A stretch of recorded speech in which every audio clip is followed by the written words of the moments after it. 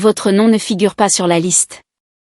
Le sourire de la coordinatrice du mariage était poli et complètement froid. Elle tenait son presse-papier comme un bouclier, se décalant légèrement sur la droite pour bloquer l'entrée. Derrière elle, j'entendais tout. Le tintement des verres. Une musique douce qui filtrait. Le son facile et familier du rire de mon frère qui remplissait la salle comme s'il en était le maître. J'ai redressé ma robe. J'ai pris une lente inspiration.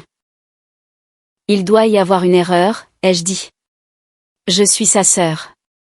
Elle a incliné la tête comme si elle me plaignait. Comme si c'était quelque chose qu'elle avait déjà vu. Elle a ouvert la bouche, mais avant qu'elle puisse parler, un mouvement a attiré mon regard. Caleb est apparu dans l'embrasure de la porte. Costume gris élégant. Cheveux parfaitement coiffés. Le genre de sourire qui avait séduit les professeurs, les voisins et chaque personne qui avait jamais cru en lui. Ce sourire a duré exactement 2 secondes après qu'il m'a vu. Puis il a disparu. Sa mâchoire s'est crispée. Ses épaules se sont redressées. Et dans ce petit mouvement, j'ai vu quelque chose qui m'a coupé le souffle. Pas de la surprise. Pas de la confusion. Juste une reconnaissance froide et claire. Il avait prévu ce moment. Il l'avait planifié. Je leur avais dit de ne pas te laisser entrer, dit-il d'une voix plate. Autour de moi, l'air s'est figé complètement. Je m'appelle Ruth Williams, et je ne me suis jamais sentie aussi petite que ce jour-là, debout sur ces marches. Ce n'étaient pas les mots eux-mêmes. J'avais déjà entendu des mots durs. Les mots, quand on en a suffisamment vécu, peuvent glisser sur soi si on s'y prépare. C'était la facilité avec laquelle il les avait dit. C'est ce point sur lequel je reviens encore aujourd'hui. Pas la cruauté en elle-même, mais son aisance. La façon dont, je leur avais dit de ne pas te laisser entrer. Est sortie de sa bouche de la même manière qu'on dirait, j'ai demandé qu'on utilise les nappes blanches. Légèrement. Sans sourciller. Détendu. Comme si me retirer de la liste des invités n'était pas différent que d'ajuster le plan de table. Comme si j'étais simplement un petit problème qu'il avait déjà réglé. Je suis restée là, le cœur battant, les mains parfaitement immobiles, et j'ai pensé à toutes les fois où je l'avais protégé. Toutes les fois où je m'étais tue pour qu'il reste à l'aise.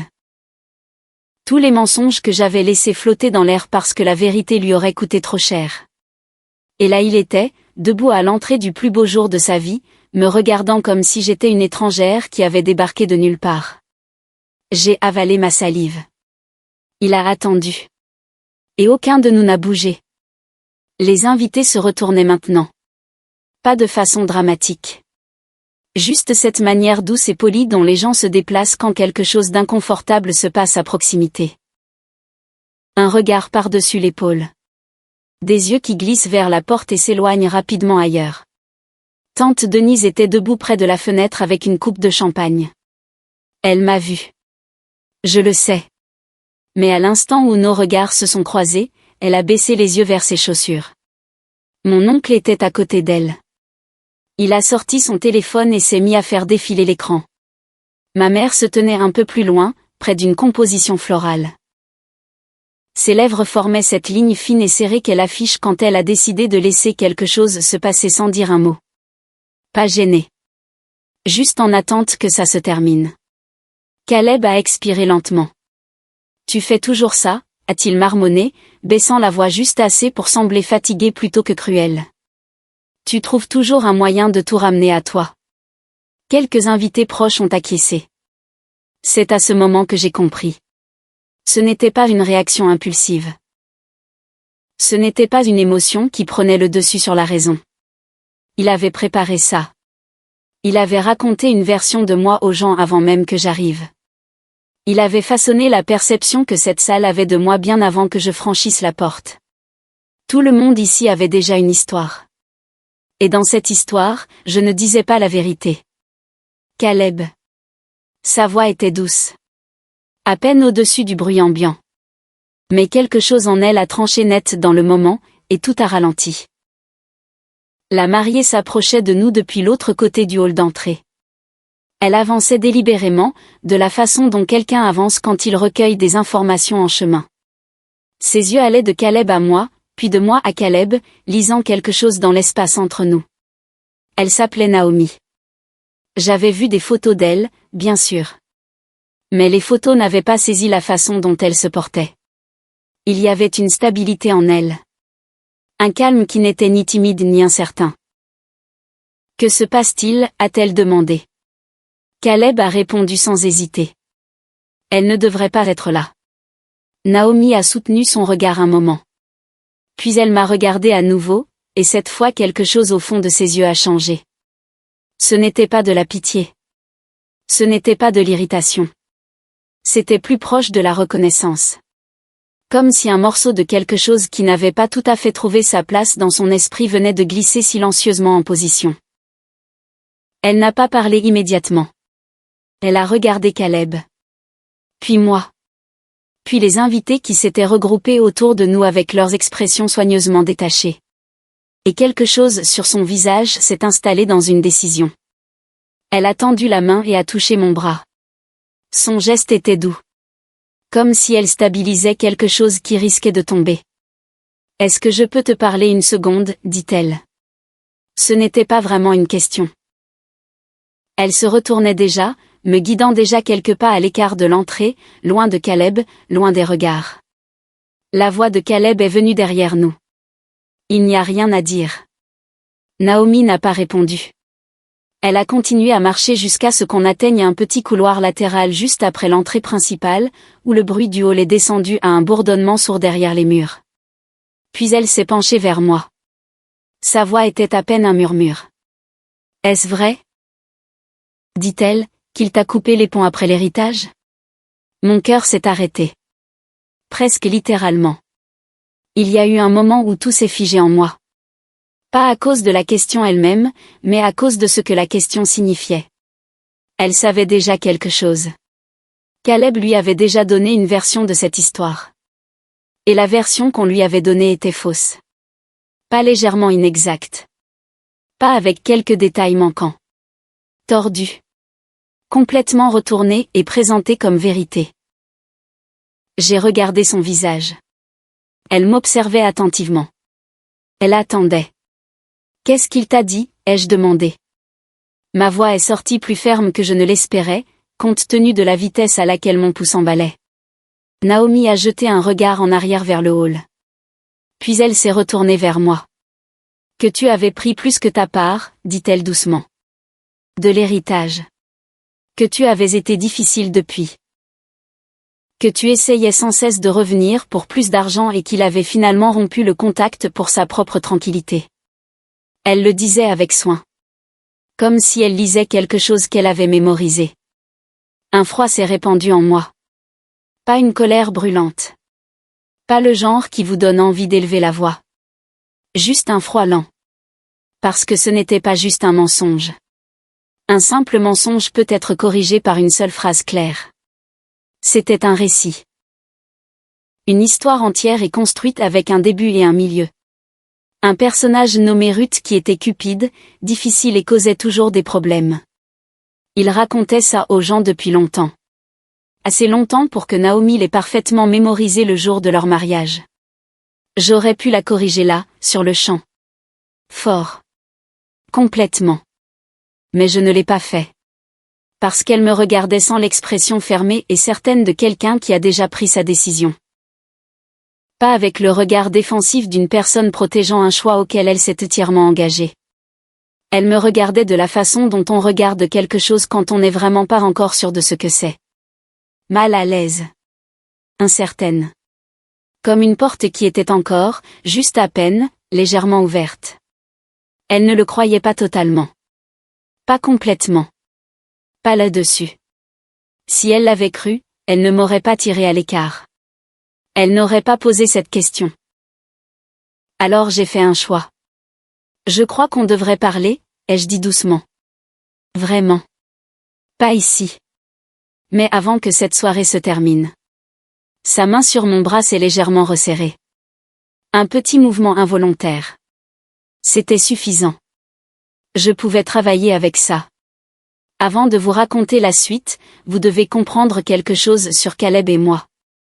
Nous n'avons pas toujours été comme ça. Il existait une version plus jeune de nous où les choses étaient différentes.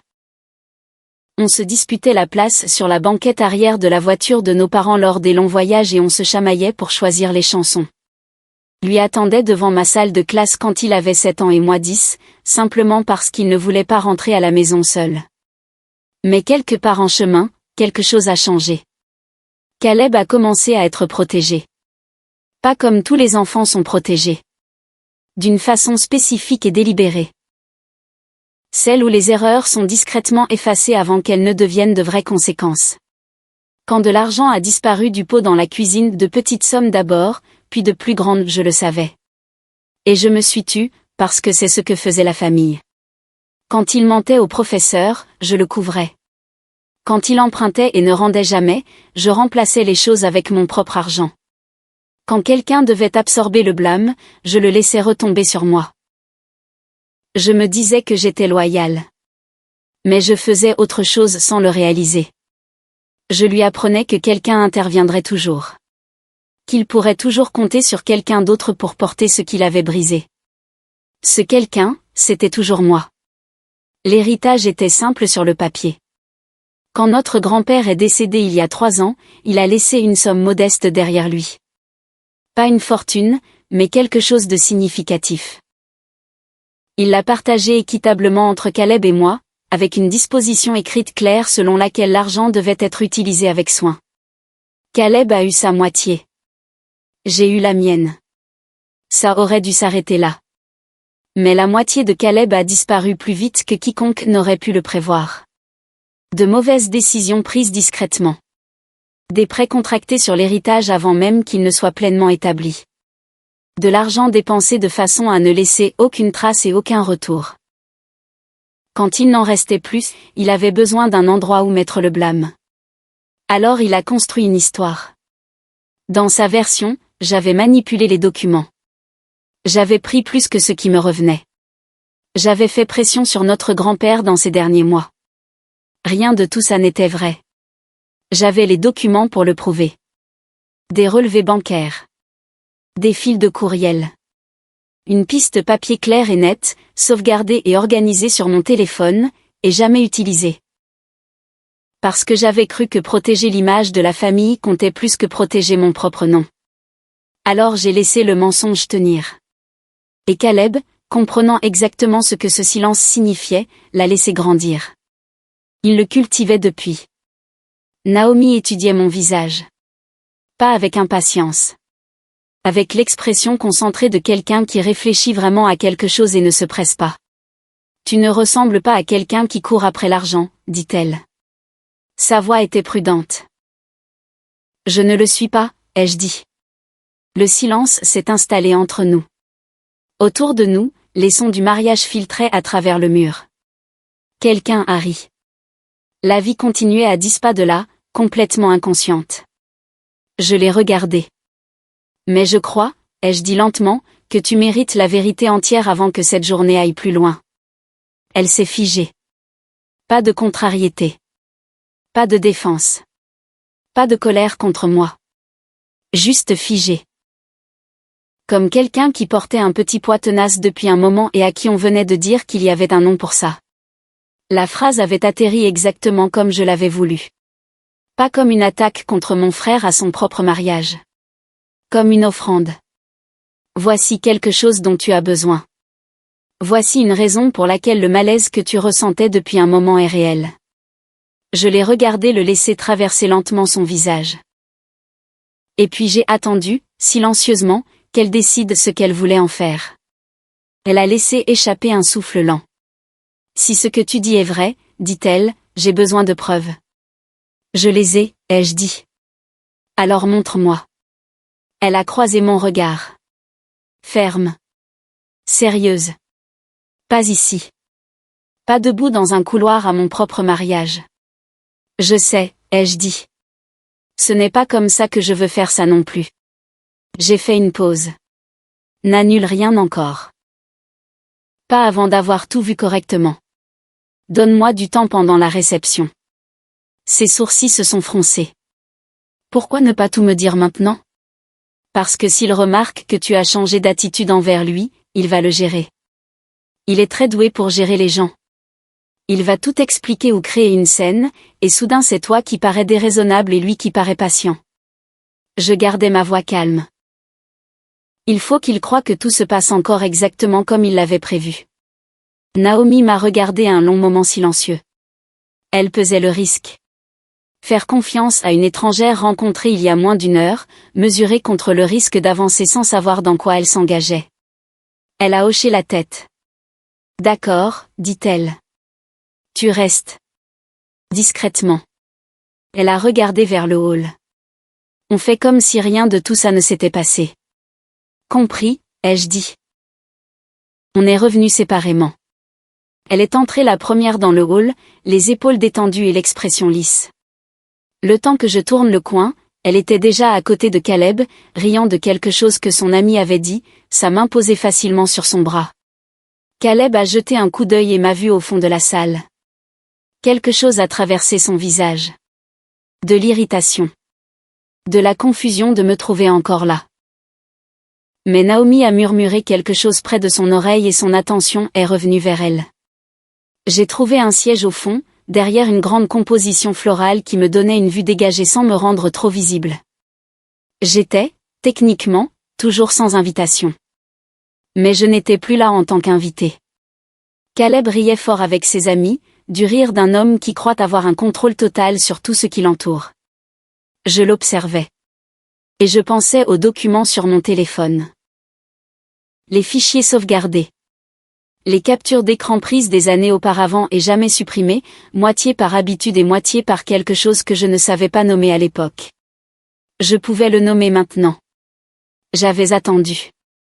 Je ne savais simplement pas ce que j'attendais jusqu'à il y a environ 30 minutes. Pendant la pause entre le cocktail et le dîner, quand les invités ont commencé à dériver vers leur table, Naomi m'a trouvé près de la sortie latérale. Elle était composée. Presque professionnelle. L'air de quelqu'un qui a pris une décision et la suit jusqu'au bout. J'avais imprimé ce dont j'avais besoin au centre d'affaires du hall de l'hôtel 40 minutes avant la cérémonie. J'avais porté les feuilles pliées dans mon sac toute la journée, sans vraiment savoir si je les sortirais jamais. Je les lui ai remises maintenant. Des relevés bancaires. Des virements datés de 2 ans et demi en arrière. Des chiffres qui ne correspondaient pas à l'histoire qu'on lui avait racontée. Naomi les a pris sans regarder autour d'elle. Elle a déplié les pages soigneusement et a lu en silence. Ses doigts se déplaçaient lentement sur les colonnes de chiffres. J'ai regardé ses lèvres se serrer. Ça ne correspond pas à ce qu'il m'a dit, dit-elle doucement. Non, ai-je dit. Ça ne correspond pas. Elle a regardé les dates à nouveau. Tu les as depuis quand? Depuis peu après que c'est arrivé? Ai-je dit. Et tu ne les as jamais utilisées? Je l'ai regardée dans les yeux. J'essayais de protéger la famille. Elle a plié les pages et les a pressées à plat contre elle, cachées sous son bras et le tissu de sa robe. Montre-moi le reste, dit-elle. Le reste est venu en morceaux. J'ai transféré des courriels sur son téléphone pendant les quelques minutes dont on disposait avant que la réception soit officiellement ouverte. Elle les lisait debout, dos à la salle, son expression ne changeant presque pas, mais je voyais la transformation s'opérer de petite façon. Une immobilité dans sa mâchoire. Un souffle retenu une fraction de seconde de trop. Les courriels venaient de Caleb à un contact financier. Des lignes d'objets sur l'accès anticipé au fond. Un langage autour, d'emprunts temporaires, à rembourser dans le trimestre. Des promesses de remboursement répétées dans 3 courriels séparés. Jamais honorées. Le ton m'était familier. Ce mélange particulier de confiance et d'excuses que Caleb avait toujours utilisé si bien. La façon dont il pouvait écrire quelque chose qui sonnait totalement sensé tout en décrivant quelque chose qui ne l'était absolument pas. Naomi a lu chaque courriel dans l'ordre. Lentement.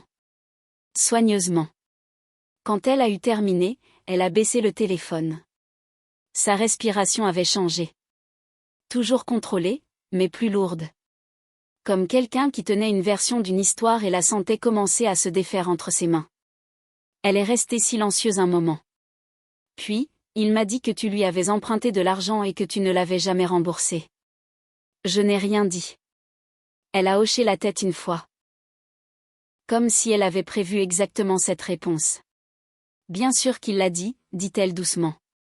Ce n'était pas une seule erreur, ai-je dit, quand le silence s'était suffisamment étiré. On était près du couloir latéral à nouveau. La réception était sur le point d'être lancée. On avait peut-être 3 minutes avant que quelqu'un vienne la chercher. C'était un schéma, ai-je dit. Le même comportement, répété. Avec l'héritage. Avec les courriels. Dans chaque situation où il était question d'argent ou de responsabilité. Naomi était silencieuse. Et il t'a blâmé à chaque fois? J'ai réfléchi à la façon de répondre. Il avait besoin de quelqu'un à blâmer, ai-je dit. J'étais commode. J'étais silencieuse. Et je ne me suis jamais défendue. Pourquoi tu ne l'as pas fait, demanda-t-elle. Parce que je croyais que maintenir la paix, c'était la même chose que maintenir la famille ensemble, ai-je dit. Je me suis trompée là-dessus pendant longtemps. Elle a pressé ses lèvres ensemble. Réfléchissant. Puis elle a levé les yeux. Il y a autre chose, dit-elle. Quelque chose que je ne t'ai pas encore dit. J'ai attendu. Il m'a demandé de signer un document la semaine dernière, dit-elle doucement. Un accord financier. Il a appelé ça une planification standard pour les couples mariés. Quelque chose de froid s'est déplacé dans ma poitrine. Tu l'as signé, ai-je demandé. Non, dit-elle. Je lui ai dit que j'avais besoin de plus de temps. Il n'était pas content. Ne le signe pas, ai-je dit. Quoi qu'il dise ce soir. Ne le signe pas. Ses yeux étaient stables. Je sais, dit-elle. La réception battait maintenant son plein. Caleb en était le centre, comme il le gérait toujours. Les mains bougeaient quand il parlait. La tête rejetée en arrière quand il riait. À l'aise de la façon dont l'est quelqu'un qui n'a aucune raison de croire que le sol sous lui est autre chose que parfaitement solide. Depuis ma place au fond, je l'observais. Il traversait la salle comme un homme qui avait écrit le scénario de la soirée et savait exactement comment ça se terminait. Il s'arrêtait pour faire des câlins à des amis. Posait pour des photos avec ce large sourire confiant. Chuchotait quelque chose à son garçon d'honneur qui faisait rire l'autre assez fort pour renverser presque son verre. Il ne regardait pas vers le fond de la salle. Pas vers moi.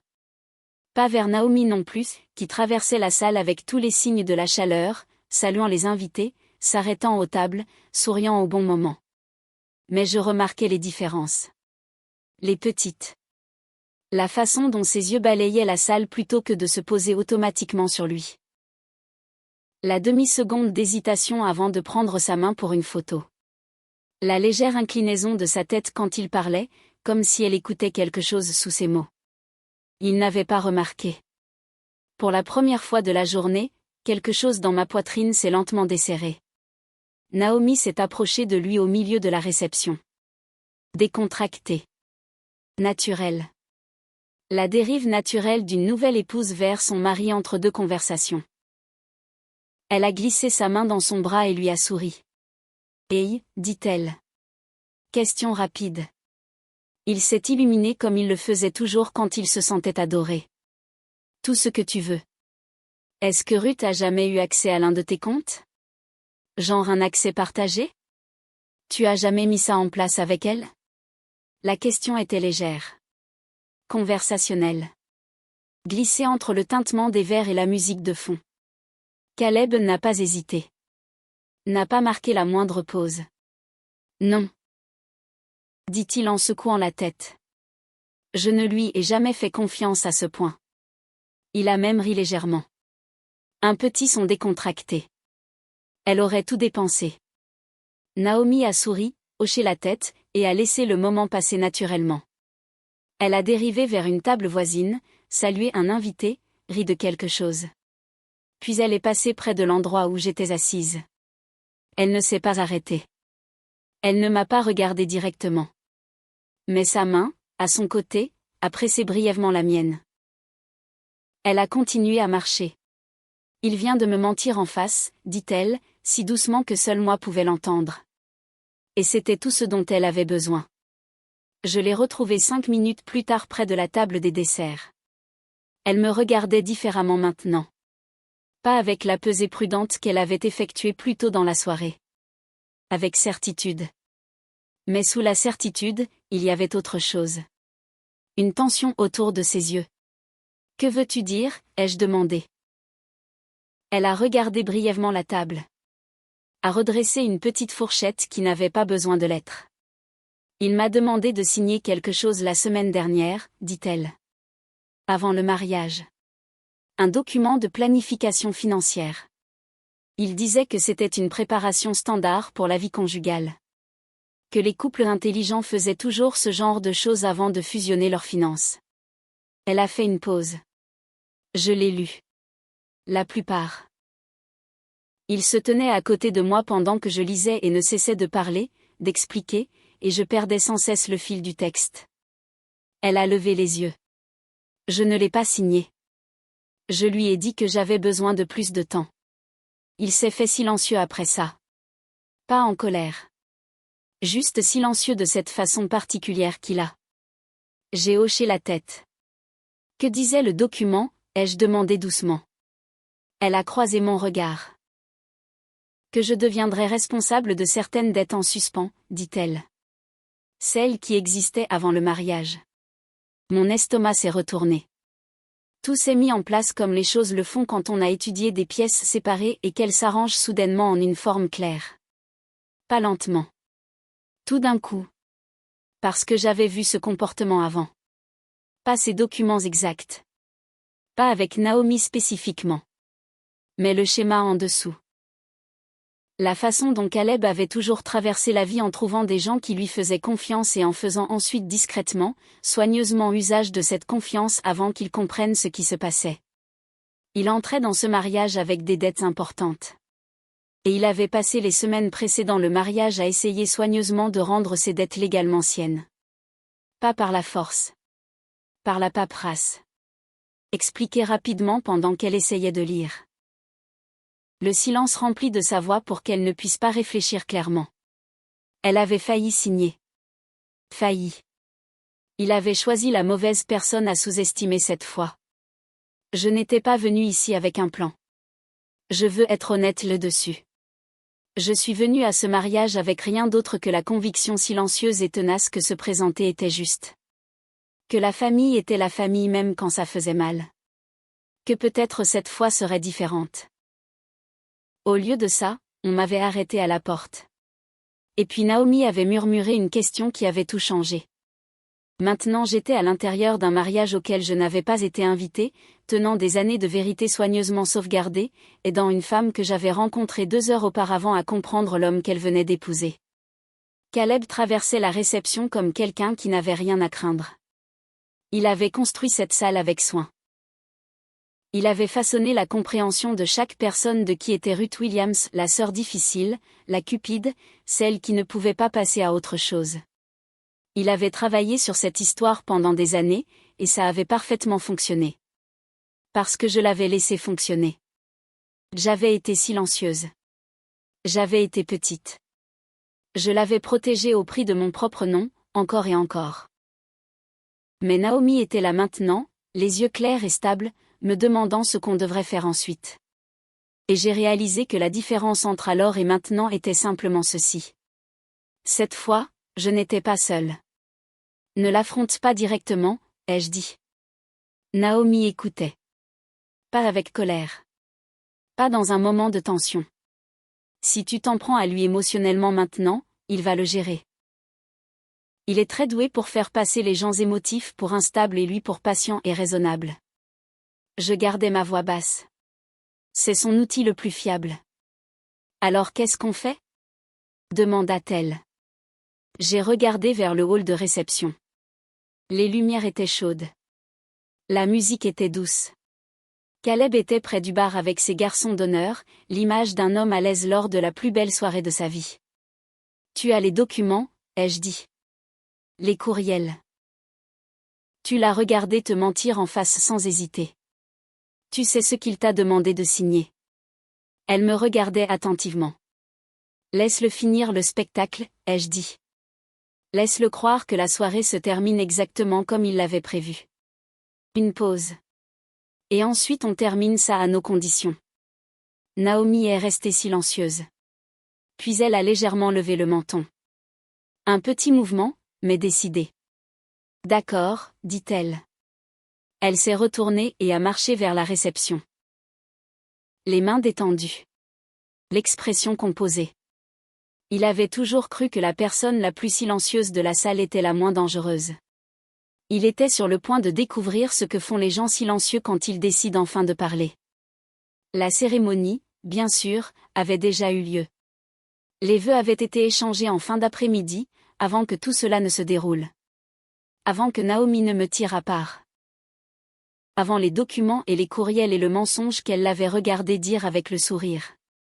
Au moment de notre dernière conversation près de la table des desserts, ils étaient déjà mariés.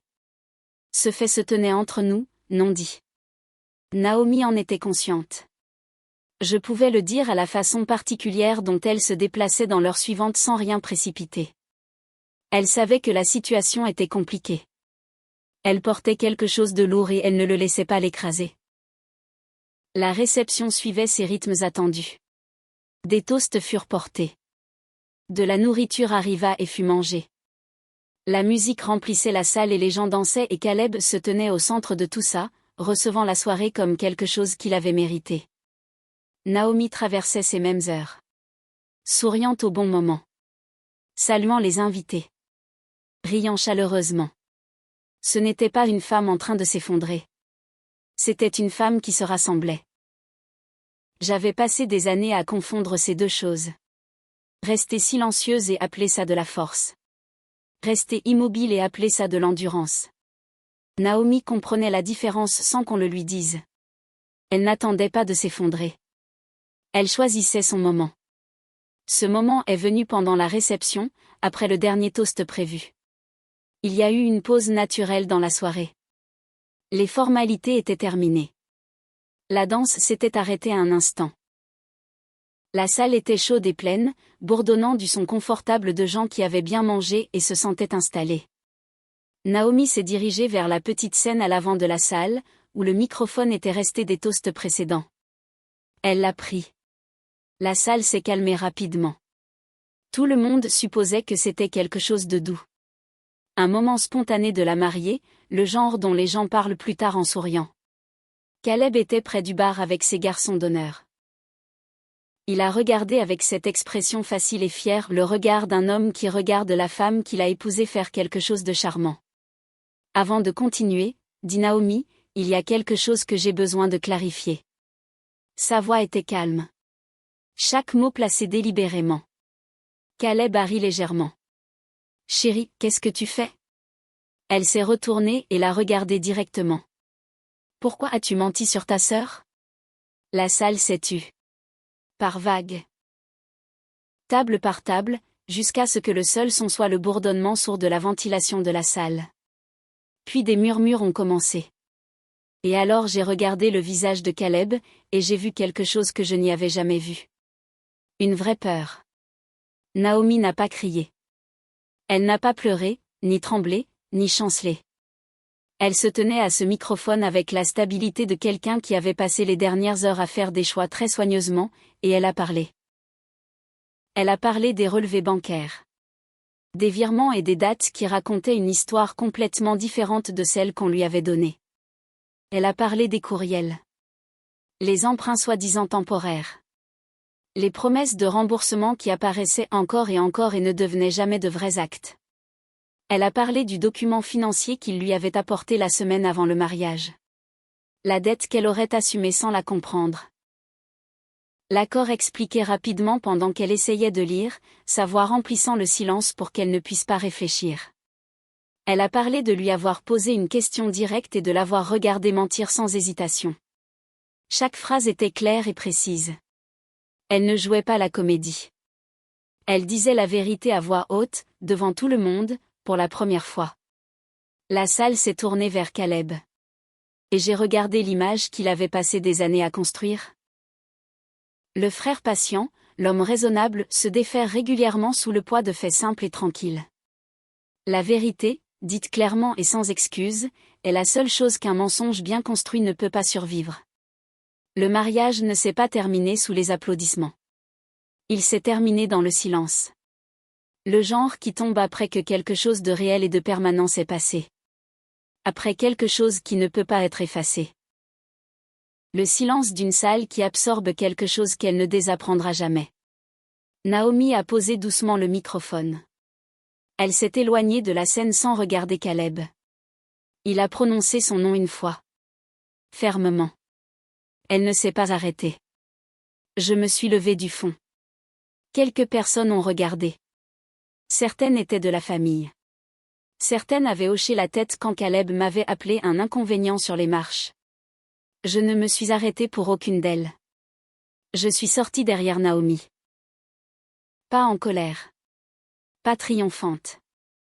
Juste stable. Dans le hall, elle se tenait près de la fenêtre, respirant lentement. Le bruit du hall était un murmure assourdi derrière les portes fermées. Elle m'a regardé. Je l'ai regardé en retour. Rien n'avait besoin d'être dit. J'ai pensé aux années où j'avais choisi le silence. L'appelant de la loyauté. Croyant que maintenir la paix était la même chose que maintenir la famille ensemble. Ils n'avaient pas eu besoin de moi. Ils avaient eu besoin que je sois silencieuse. Assez petite pour porter ce que Caleb brisait sans un mot pour me défendre. Ce n'était pas la même chose qu'être nécessaire. Nous sommes sortis dans l'air frais de la nuit. Les portes se sont refermées derrière nous. Pour la première fois, j'ai choisi de ne pas revenir.